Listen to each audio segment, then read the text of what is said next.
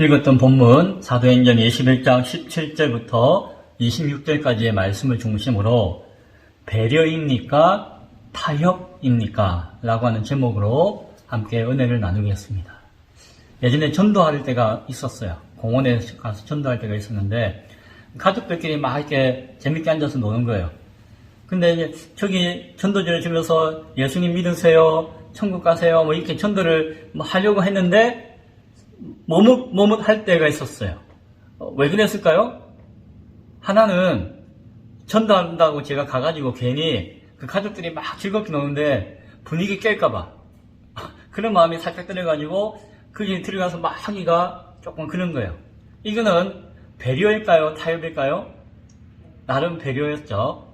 그런데 지나와서 유심히 생각해보면은 내가 언제 남의 가족 그렇게 편안한 것을 배려 많이 했다고 그때의 그런 배려심이 막 넘쳤을까?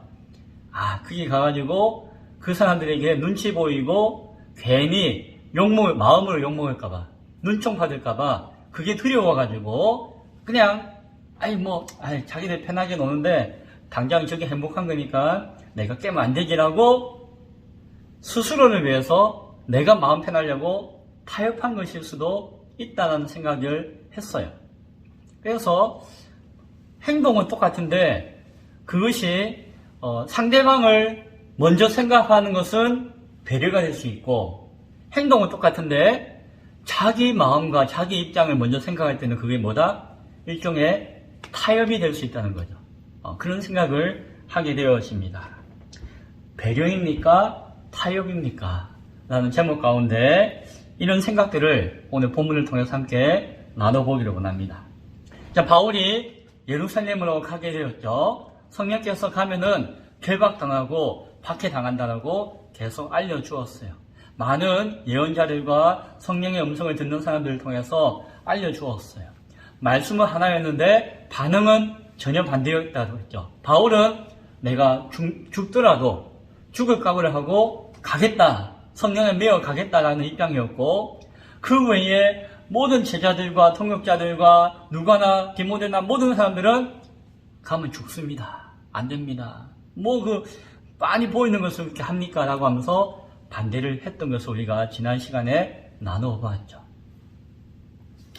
드디어 오늘 바울과 이방 지도자들, 일행들이 예루살렘에 짜잔 하고 도착하게 되었어요. 오늘 본문 내용이에요. 일단 감사하게 예루살렘에 있는 교회 성도들은 바울을 맞아주었어요. 바울이 누군지 알거든요. 무엇을 했는지 알거든요. 또 바울에 대한 보고와 소문을 계속 들어왔거든요. 바울이 썼던 편지들도 보았거든요. 바울을 맞이하는 거예요. 이방 형제 맞이해요. 그런데 이제 그 다음 날이 되었어요. 이제 정식으로 그 예루살렘 교회의 대표는 예수님의 혈육이었던 야고보, 예수님 12제자 야고보가 아니라 예수님의 형제였던 야고보가 그 교회의 대표가 되어 있었어요. 대표.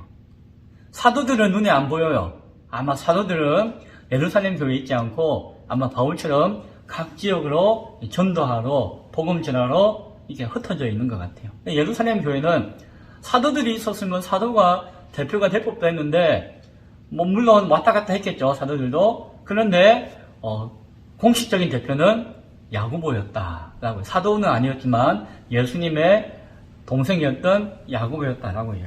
그 다음날 야고보를 만나요.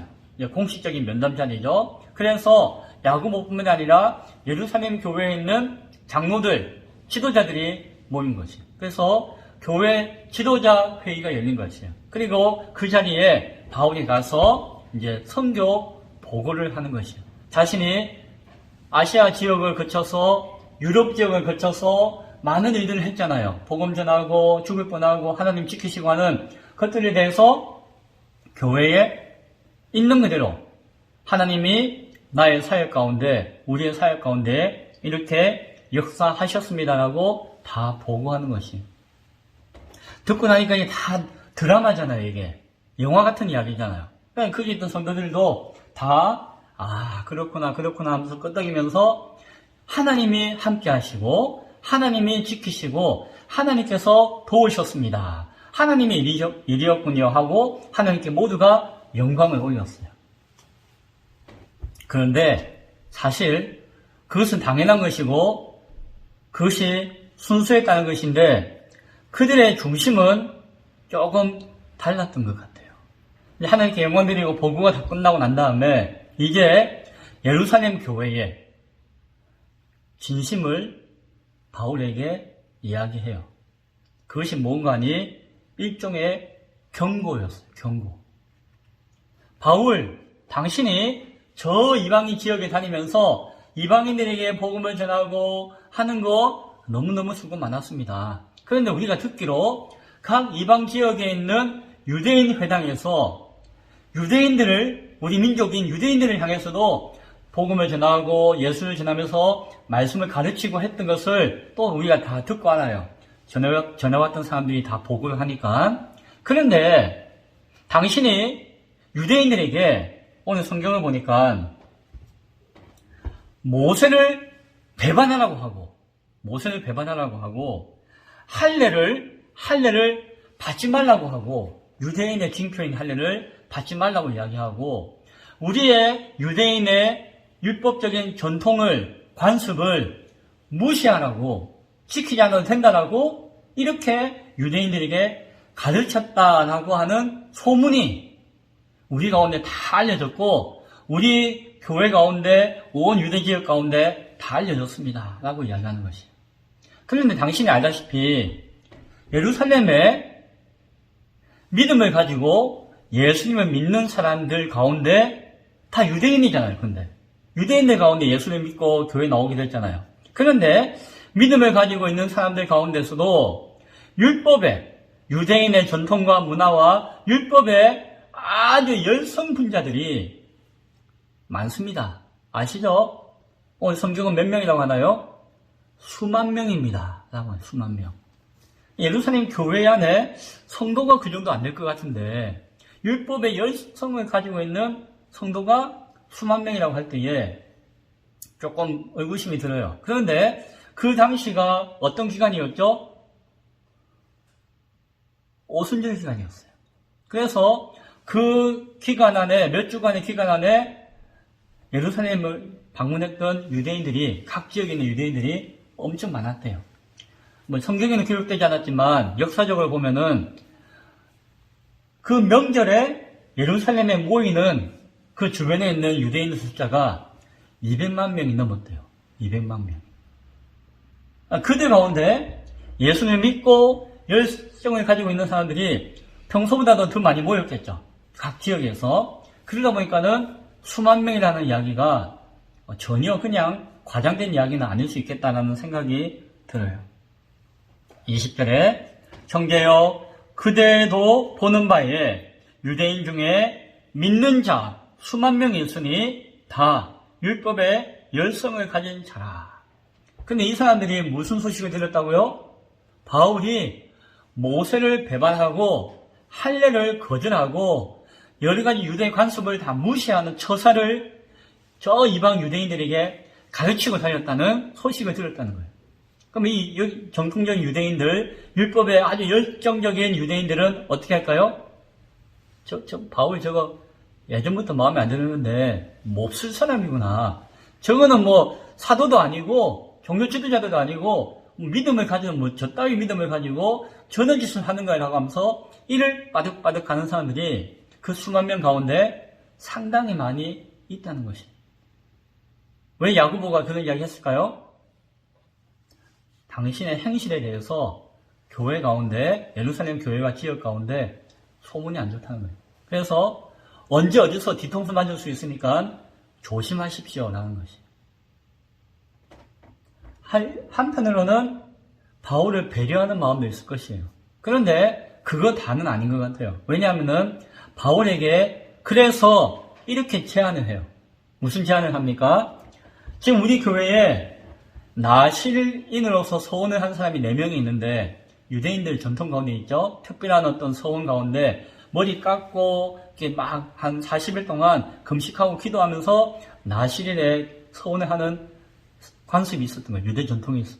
지금 현재 4명이 그렇게 하기로 했는데 당신이 저 사람들 따라다니면서 정결 예식을 해요. 성전에서 나신이로서 거룩함을 입으려고 그 정결 예식하는 거 당신이 다 도와주고 당신도 함께 참여하고 그 사람들이 머리를 깎을 때 윤수이도 머리 하면 돈 많이 들잖아, 맞지?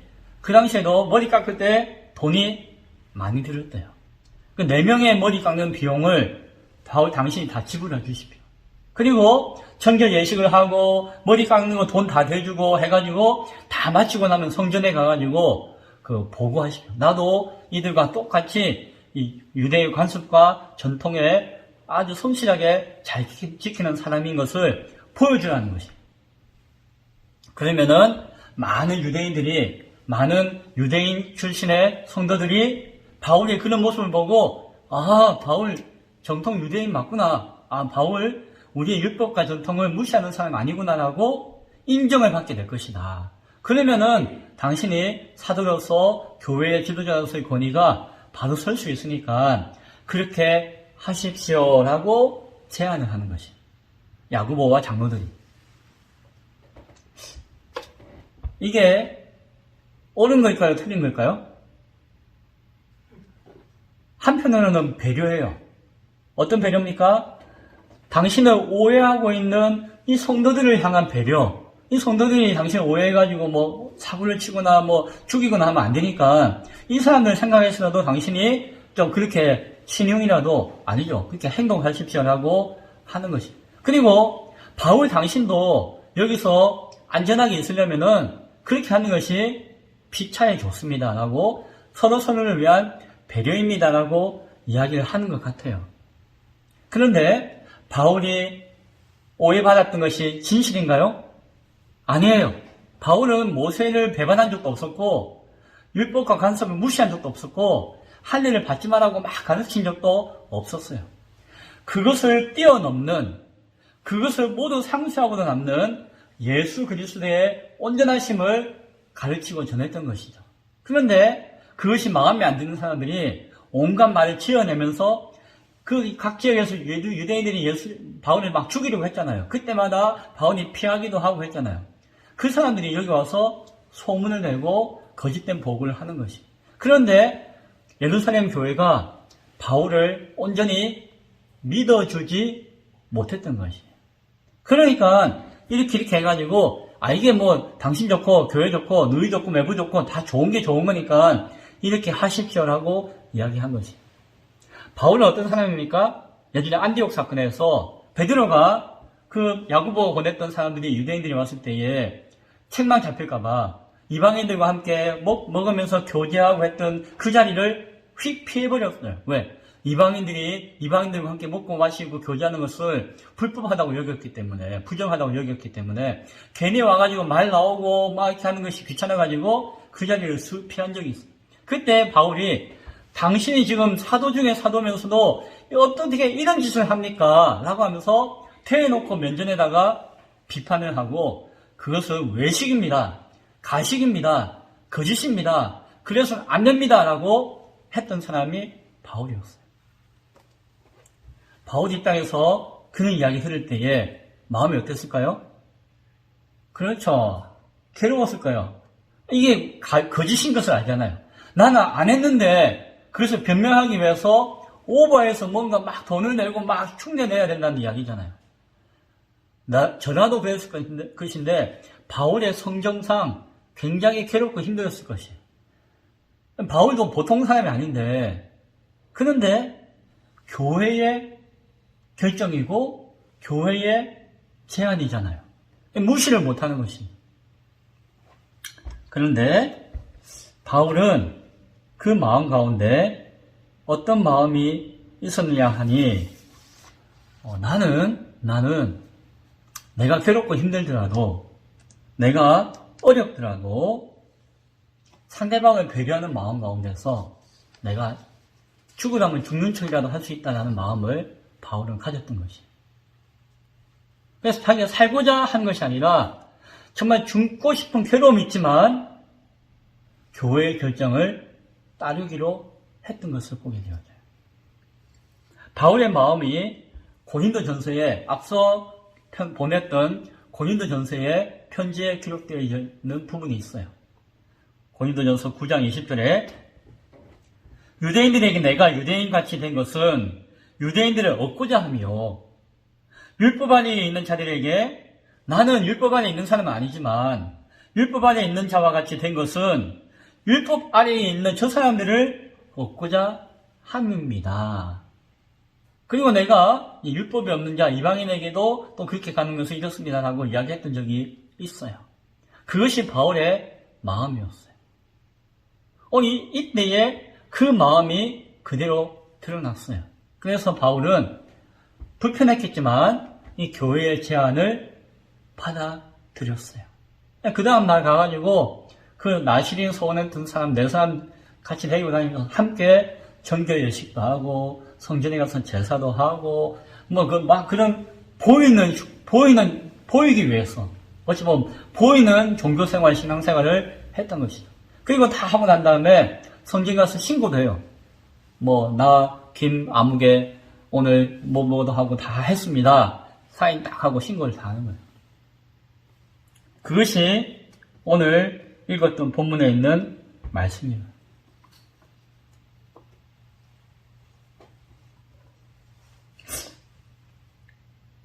배려였을까요? 타협이었을까요? 그것이 막 섞여 있죠. 바울의 중심은 이해는 돼요. 그런 마음이 있으니까 배려하는 차원에서 제안을 받아들이고 행했죠.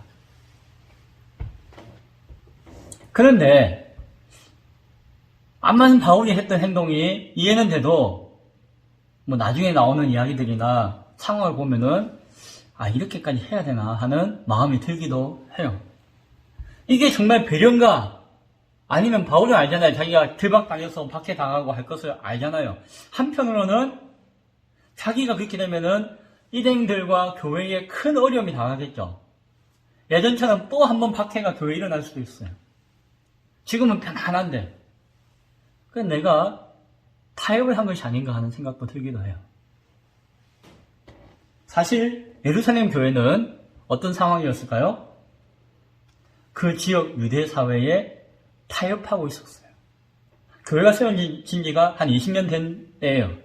성령의 인지를 통해서 정말 불꽃같이 방언이 터지고 예언이 터지고 성령의 인재 역사가 터지면서 교회가 세워지게 되었어요. 그게 20년 전 이야기예요. 그러나 교회 박해도 있었죠. 어려움도 있었죠. 우여곡절이 있었어요. 사도들이 함께하는 것 같지만 크게만 머물지 않고 또 흩어져 있는 가운데 혈연 관계 가운데 있는 야고보가 교회의 정치 권력을 가지고 있었어요. 이들이 이 예루살렘에서 박해도 당하고 어려움 당하는 가운데 마음먹었던 것은 무엇일까요? 교회가 없어지면 어떡하냐. 박해당해서 없어질 뻔했잖아요. 헬라파 유대인들이 다 흩어졌잖아요. 그러나 히브리파 유대인들은 남아있었는데 우리라도 여기에서 보존되어야 하겠다는 마음을 가진 것 같아요.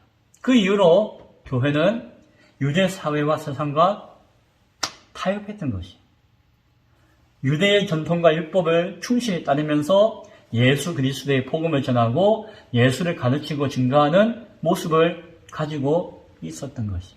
그래서 유대인들의 눈밖에 나거나 유대인들이 미워하는 짓을 가능한 하지 않으면서 교회의 모습을 유지하고 나아갔던 것 같아요. 일종의 배려인 것 같지만은 세상을 향한 배려인 것 같지만 사실은 세상과 타협한 것이죠. 그 유대 사회와 타협한 것이겠죠. 그래서 사도들이 예루살렘에 잘 없었고 머물지 못했는지도 몰라요.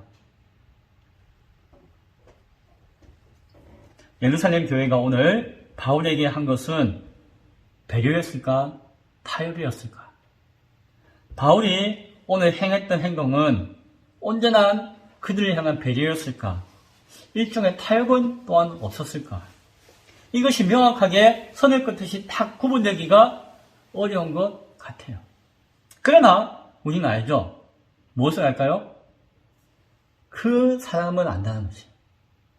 바울은 아마 알았을 것이요. 자신이 내가 지금 배려하는 것인가 타협하는 것인가.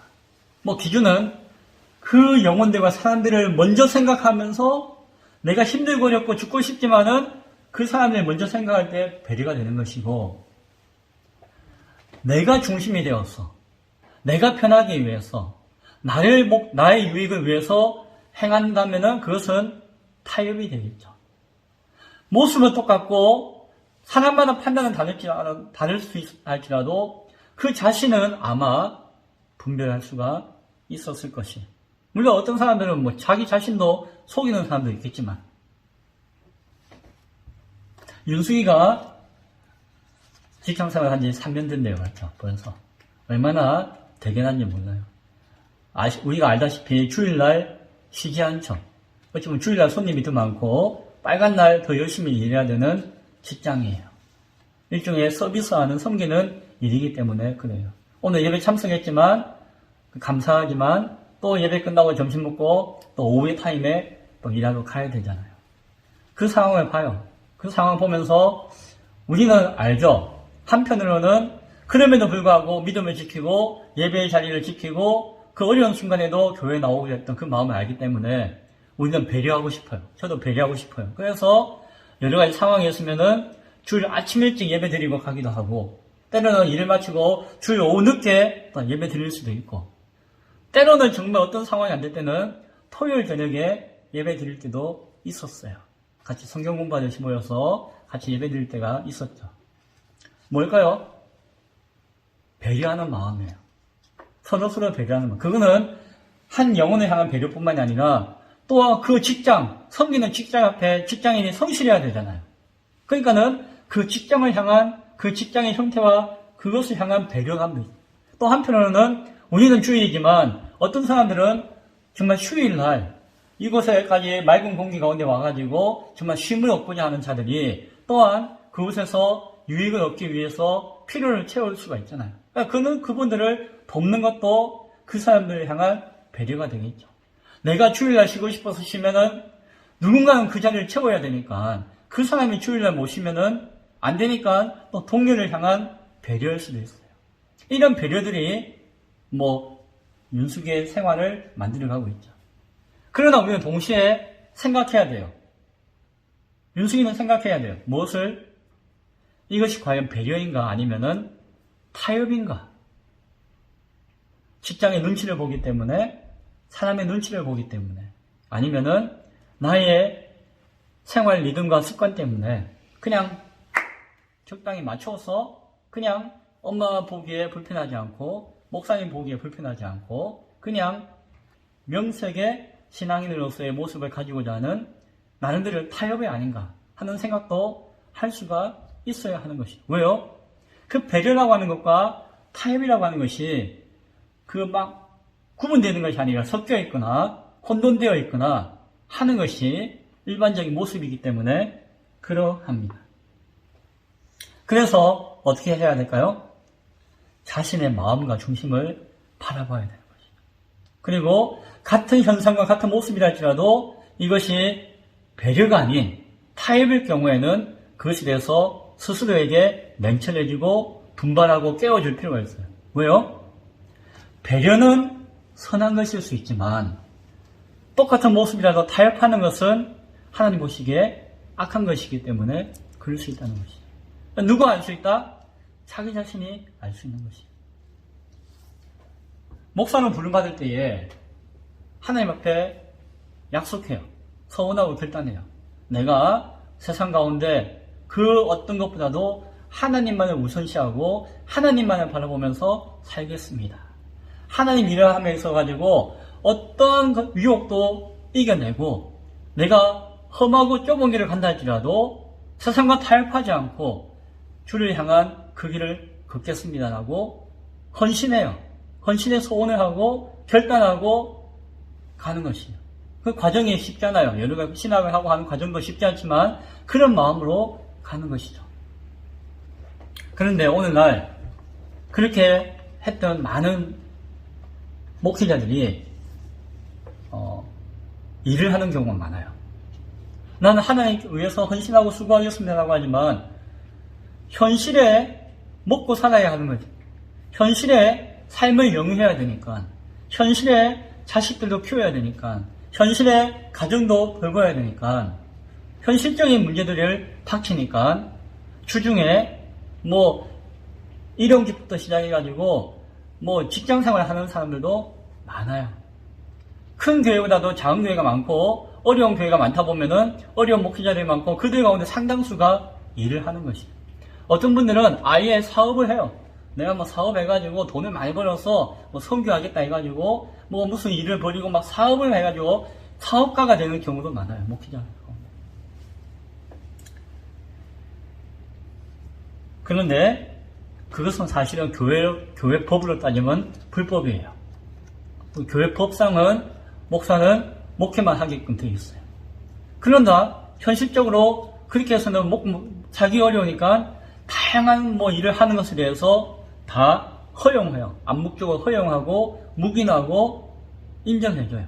오늘날 시대에는 심지어 그것을 오히려 장려하고 그것이 합법이 되도록 그것이 하나님 앞에 세상 앞에 교회 앞에 어려운 것이 아닌 것이고 당연히 그렇게 해야 된다라고 이제 맞춰가는 시대가 되어버렸어요. 뭐 그것이 나쁘다라고 할 수 없어요. 뭐 구걸하느니 뭐 이렇게 하느니 차라리 정정하게 당당하게 자신이 돈을 벌어서 교회를 헌신하고 섬기고 오히려 성도들이 헌금 얼마 못 될 때에 목사가 막 돈을 벌어가지고 오히려 섬겨드린다면은 그것이 하나님 앞에 더 당당하고 떳떳한 것이 아닌가라고 생각하는 사람들도 많기 때문에 그러한 과정 가운데 있는 것이에요. 사실 저도 3년 전에 기쁨의 교회를 섬길 때에 그런 마음을 가지고 했던 것이 아니면은 뭐 어떻게 해요? 그런데 하나님께서 막으시고 하는 가운데서 지금까지 오게 하셨죠. 이런 행동은, 이런 모습은 세상을 향한 배려일까요? 타협일까요? 세상을 살아가야 하는 목회자와 가정을 위한 배려일까요? 어쩔 수 없는 타협일까요? 주중에 일을 하고 사업을 하고 주일날 예배를 섬기고 말씀으로 섬기는 것 쉬운 일이 아니에요. 일주일 내내 매여 있어도 때로는 어려울 때가 있는데 물론 게으를 때도 있겠지만 쉬운 일은 아니에요. 온전히 교회를 섬기는 데는 부정적인 것이 사실이에요. 세상을 이해하고 세상을 잘 알고 성도들의 삶을 다 이해하기 때문에 좋은 것입니다라고 할 수도 있겠지만 엄밀하게 따지면은 사실은 교회나 교단이나 어떤 데서 생활을 안정시켜주고 그 일에 집중하도록 하는 것이 좋죠. 안 그러면 뭐 목사 왜 됐어요? 그냥 일을 하지 뭐. 일하면서 교회를 섬기면 되는 거죠. 그것도 일종의 배려와 타협이 섞여져 있는 것이에요. 그래서 누구나도 쉽게 옳다, 그러다라고 이야기하지 못해요. 이것이 옳다라고 생각이 들어도 옳다라고 이야기하지 못해요. 이것이 잘못되었어도 잘못되었다고 이야기하지 못해요. 왜? 그러면은 배려심이 없는 사람이 될 수 있고 또한 다른 사람을 타협했다고 욕하는 사람이 될 수 있기 때문에 코로나가 온 세상을 틀었다 놨죠. 지금도 후하고 떨어지는 상황 가운데 있는지 몰라요. 한국 사회에 큰 영향을 주었고 특별히 한국 교회에 상당한 영향을 주었습니다. 수많은 교회가 갑자기 문을 닫게 되었고 예배당 문을 닫게 되었고 예배를 드리지 못하게 되었고 교회 가운데 모임을 그치는 상황을 가지게 되었어요. 기쁨의 교회가 3년 전에 이 자리에 세워질 때 전혀 반기지도 않고 생각도 안 했는데 코로나가 친구처럼 찾아와가지고 같이 왔죠. 감사한 것은 그래도 우리는 얼마든지 예배 드릴 수 있었죠. 눈치 안 보고 예배 드릴 수 있었죠. 그게 참 감사해요. 그 1년 반 동안 교회들이 예배 못 드리고 막 어려움 당할 때 우리는 참 감사한 마음 가운데 마음껏 은혜롭게 예배 드렸던 것이 우리의 주신 은혜였던 것 같아요.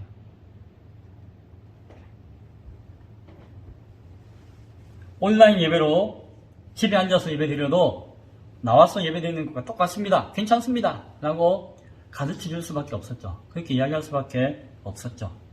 교회 못 나와도 이 통장 번호 아시죠? 헌금만 보내면 됩니다. 그러면 당신의 믿음을 의심하지 않습니다.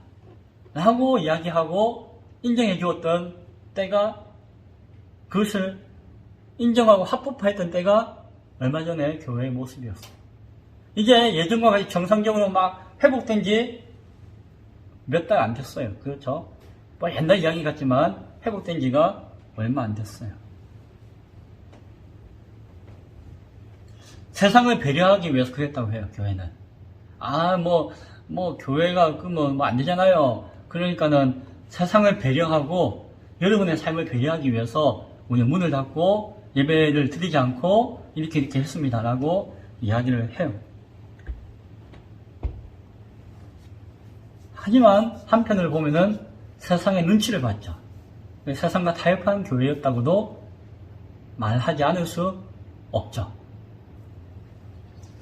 결국 수많은 교회가 예배를 그치게 되었고, 수많은 성도들의 신앙과 습관이 무너지게 되었고, 수많은 교회들이 어려움을 당하게 되었어요. 그 후유증이 지금 상당히 남아있고, 회복하는 데 시간이 상당히 걸릴 것이고, 회복 못할 수도 있어요. 어디까지가 배려였고, 어디까지 타협이었는지 또 쉽게 말할 수가 없어요. 우리는 예배 잘 드리고 문제 없었기 때문에 저 문 닫고 예배 안 드리는 교회들 저 다 엉터리입니다 라고 이야기할 수가 없어요. 다 어려운 시기를 함께 견뎌왔던 하나님의 교회들이기 때문에. 말씀을 맺고자 합니다. 예루살렘 교회가 바울에게 제안했던 것, 사실은 편견과 오해에 근거한 것이었지만 교회가 가지고 있는 그 한계 가운데 머무는 결정과 판단과 조언이었지만 배려를 생각한 것이었고 또한 동시에 일종의 타협이었던 것을 우리는 보게 되어져요.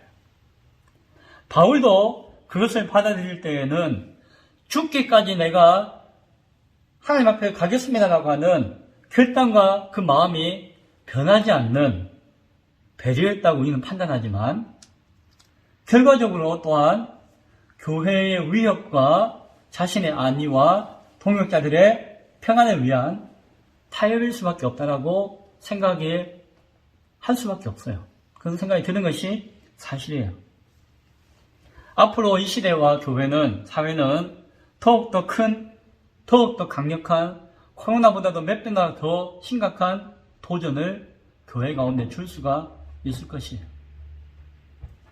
우리는 과연 그 상황에서 자신과 이웃과 다른 사람을 향한 배려 가운데서 진정성을 지킬 수 있을 것이냐? 아니면 자기 스스로까지도 속이면서 자기를 속이면서까지 세상에 타협하면서 살게 되지 않을 것인가 생각하게 되어집니다. 그리고 그런 생각은 오늘 우리에게 필요해요.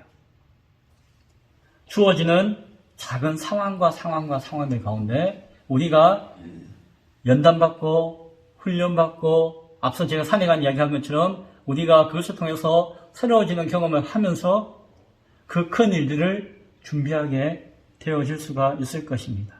훈련과 생각과 기도로 나아가야 할 필요가 있을 것이에요.